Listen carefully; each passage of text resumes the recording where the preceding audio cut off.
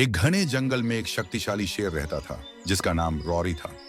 वह सारे जानवरों पर राज करता था और हर रोज एक जानवर उसकी खुराक के रूप में भेजने का आदेश देता था, वरना वह सबको मार देता। मैं इस जंगल का राजा हूँ, मेरा भोजन लाओ, नहीं तो मेरा क्रोध सहो। एक दिन बारी थी एक छोटे से खरगोश की जिसे शेर के सामने भेजा जाना था। लेकिन यह खरगोश होशियार और चालाक था और वह इतनी आसानी से हार मानने को तैयार नहीं था। उसने शेर को बेवकूफ बनाने की योजना बनाई। मैं उसकी खुराक क्यों बनूं जब मैं उसे चकमा दे सकता हूं? मुझे बस एक अच्छी योजना बनानी है। और इसलिए खरगोश शेर के पास पहुंचने में देर करता गया और काफी देर बाद वहां पहुंचा। तू देर से क्यों आया खरगोश? क्या तू मुझसे नहीं डरता? मुझे माफ कर दो, हे महान राजा। मैं एक और खरगोश के साथ आ रहा था, लेकिन रास्ते में हमें एक और बड़ा शेर मिला जिसने कहा कि वह असली राजा है।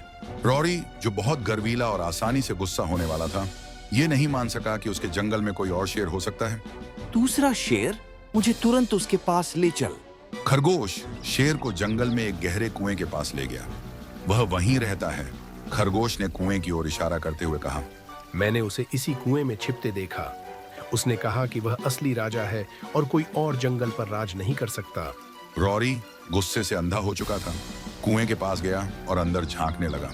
जब रॉरी ने कुएं के अंदर देखा तो उसे अपनी ही परछाई पानी में दिखी और उसने इसे दूसरा शेर समझ लिया। तू मुझसे कैसे मुकाबला कर सकता है? मैं तुझे दिखाता हूँ कि असली राजा कौन है। अपने गुस्से में रॉरी कुएं में कूद गया और अपनी परछाई पर हमला कर दिया, यह समझे बिना कि वह पानी में गिर रहा है।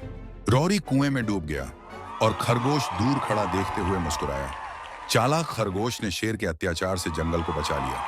कभी कभी केवल ताकत ही काफी नहीं होती, बुद्धि और चतुराई ही अंत में जीत दिलाती है। और इस तरह खरगोश जंगल के सभी जानवरों के लिए एक नायक बन गया और अब उन्हें शेर से डरकर जीने की जरूरत नहीं थी। इस कहानी से हमें यह सीख मिलती है, बुद्धि ताकत से ज्यादा शक्तिशाली होती है। एक चतुर दिमाग से सबसे छोटा भी सबसे शक्तिशाली को मात दे सकता है।